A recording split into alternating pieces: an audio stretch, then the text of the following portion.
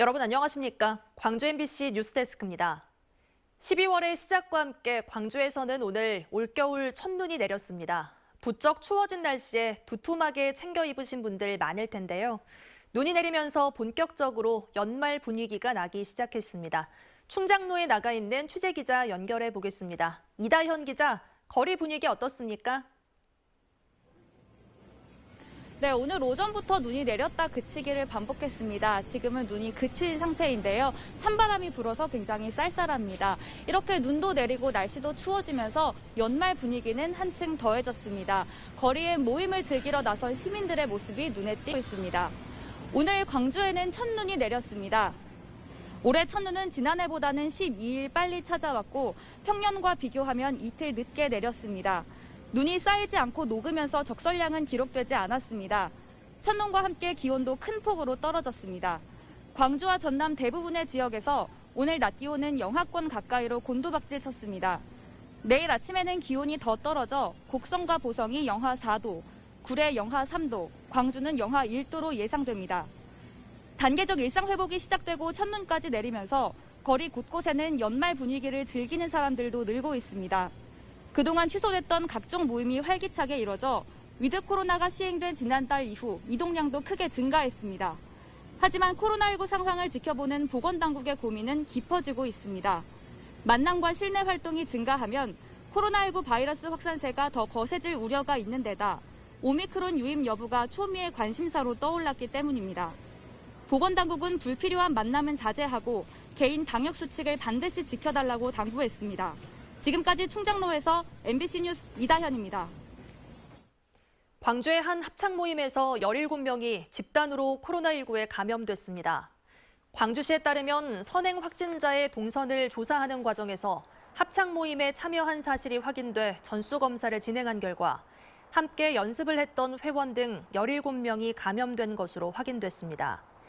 방역당국은 이에 따라 확진자들의 접촉자를 추가로 파악하는 한편 음성 판정을 받은 합창 모임 회원 17명은 자가격리 조치했습니다. 이를 포함해 오늘 광주에서는 오후 6시 기준으로 확진자 35명이 추가됐습니다. 정부가 코로나19 확진자가 나오면 재택치료를 원칙으로 하기로 했습니다. 의료 부담을 줄이기 위한 고육지책인데요. 정부의 방침과는 달리 현장에서는 준비가 되지 않아 대응체계 전환에는 시간이 필요해 보입니다. 보도에 윤근수 기자입니다.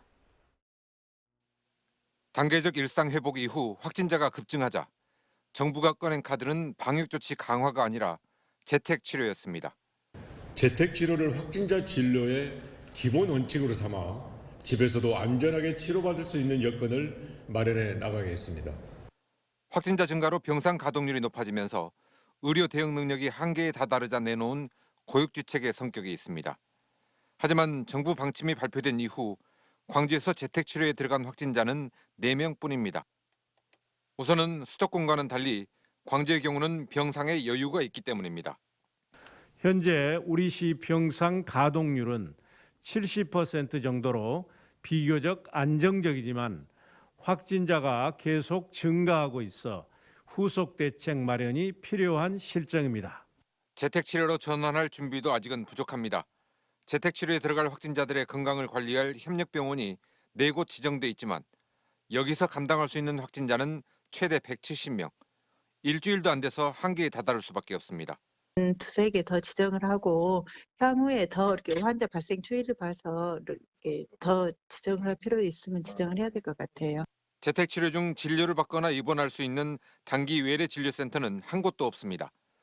또 응급 상황에 대비한 이송 시스템이나 확진자와 동거인들의 격리 관리 시스템도 아직은 정비되지 않았습니다. 이 같은 문제점들이 제기되자 정부는 자치단체의 재택치료 준비 상황을 긴급 점검하기로 했습니다. MBC 뉴스 윤근수입니다. 코로나19 확산을 방지하기 위해 요양병원의 대면 면회도 금지되거나 어려워졌는데요. 요양병원에서 노인 환자를 방임했다는 의혹이 곳곳에서 제기되고 있습니다. 문제는 피해자 권리보호 제도가 너무 부실하다는 겁니다. 조희원 기자가 취재했습니다.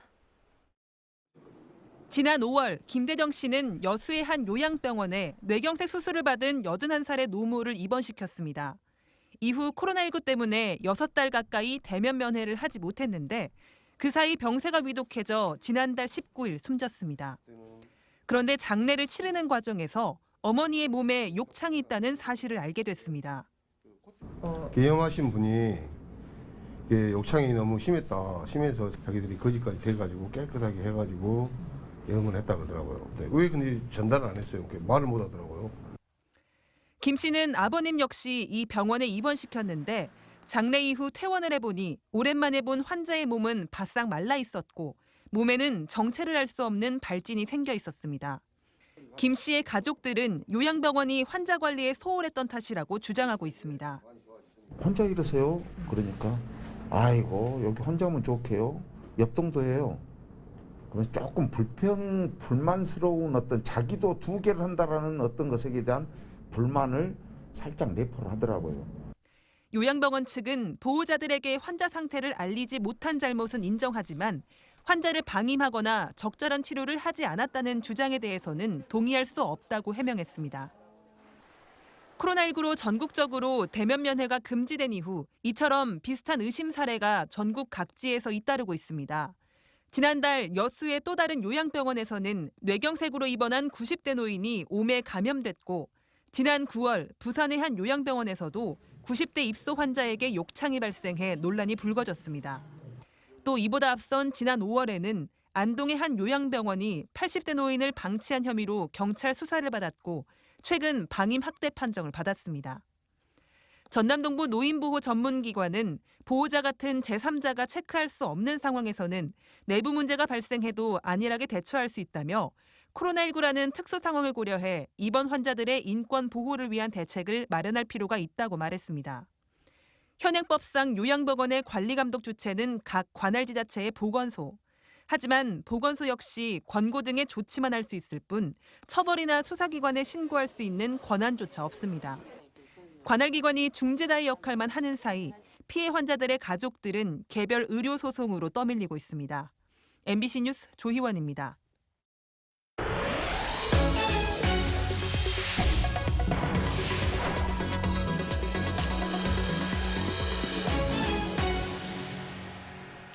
명절마다 길거리에 내걸린 정치인들의 현수막들 자주 보셨을 텐데요.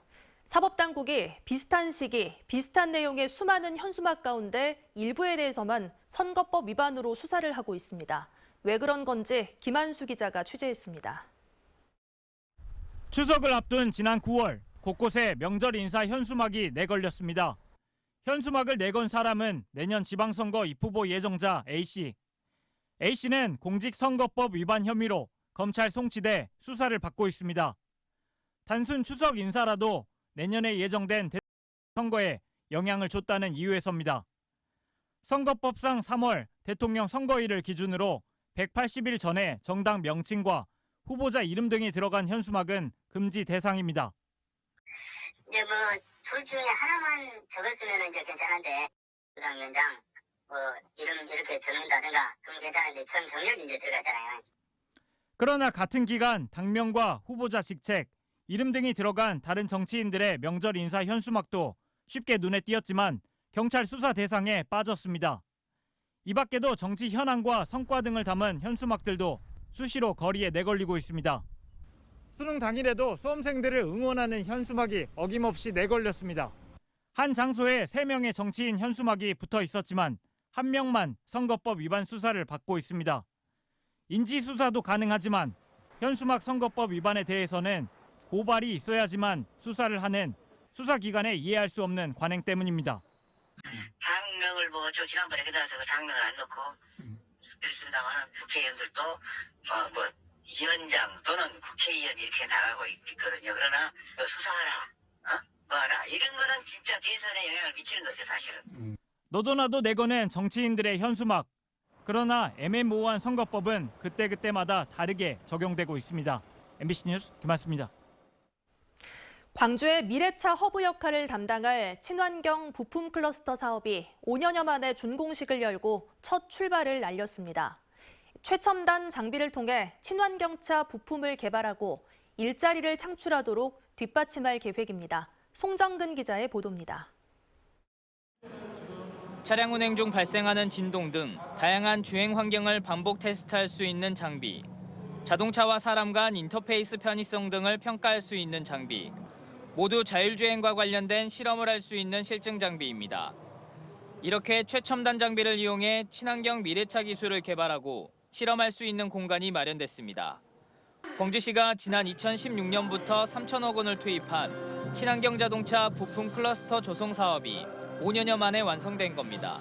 미래차 산업 선도도시로 대전환을 선언합니다. 오늘을 시작으로 GGM 자동차 공장의 전기차 생산 준비가 본격화되고 친환경 자동차 부품 클러스터 조성 사업은 크게 2개의 기반 시설로 이루어졌습니다. 친환경 미래차 부품을 설계하고 제품을 제작할 수 있는 최첨단 장비들이 집적돼 있는 선도기술 지원센터와 자동차 부품 기업의 창업 교육과 마케팅, 인력 양성 등의 기능과 공간을 제공할 글로벌 비즈니스 센터로 구성돼 있습니다. 특히 선도기술 지원센터에는 전자파 간섭 등의 측정과 평가 인증을 지원하는 국내 최대 규모의 EMC 장비가 구축됐습니다. 선도기술 지원센터는 미래차 전환의 허브 역할을 수행하고 글로벌 비즈니스 센터는 친환경 미래차 생태계 구축의 역할을 수행합니다. 국내 최대 규모 EMC 장비가 구축되어 미래차 전환을 준비하는 아마 광주 우리 자동차 관련 업체들한테도 큰 도움이 될 것 같습니다. 광주시는 친환경 자동차 부품 클러스터가 미래차 전환으로 큰 도전에 직면한 지역 자동차 부품 기업에 큰 활력을 불어넣어 줄 것으로 기대하고 있습니다. 향후 2030년까지 지역 부품 기업 100개사를 미래차 분야로 전환하겠다는 계획도 세웠습니다. 여기에 광주 글로벌 모터스가 친환경차 생산으로 전환하게 되면 부품과 배터리 안정성 평가 등의 기능도 수행할 것으로 예상하고 있습니다. 이런 시설이 들어섬으로 인해서 우리 지역 부품 기업들이 앞으로 글로벌 경쟁 시장에서 경쟁력 있는 그런 업체로 성장할 수 있을 것으로 그렇게 보고 있습니다.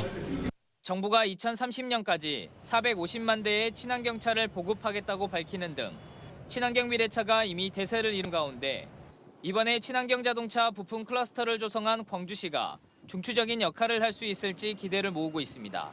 MBC 뉴스 송정근입니다.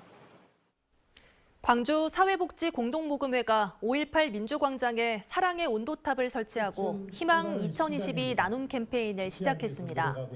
나눔 모두를 위한 사회 백신을 슬로건으로 정한 이번 캠페인은 내년 1월 말까지 진행되고 목표액은 지난해와 같은 41억 1천만 원으로 잡았습니다. 한편 사랑의 온도탑 제막식에서는 양궁 국가대표이자 광주시 홍보대사인 안산 선수가 활 시위를 이용한 퍼포먼스로 눈길을 끌었습니다. 오늘 오전 11시쯤 영암군 삼호읍의 한 부둣가에서 선박 철제 구조물 결합 작업을 하던 노동자 2명이 지상 11m 높이에서 추락해 35살 A씨가 숨지고 베트남 국적의 40대 노동자가 다쳤습니다. 경찰은 강풍에 철제 구조물이 넘어지면서 사고가 난 것으로 보고 목격자와 업체 관계자 등을 상대로 정확한 사고 원인을 조사하고 있습니다. 금속노조가 장성의 한 종이상자 제조업체에서 발생한 작업자 중상 사고와 관련해 업체에 대한 특별 감독과 안전보건 진단 실시를 촉구했습니다.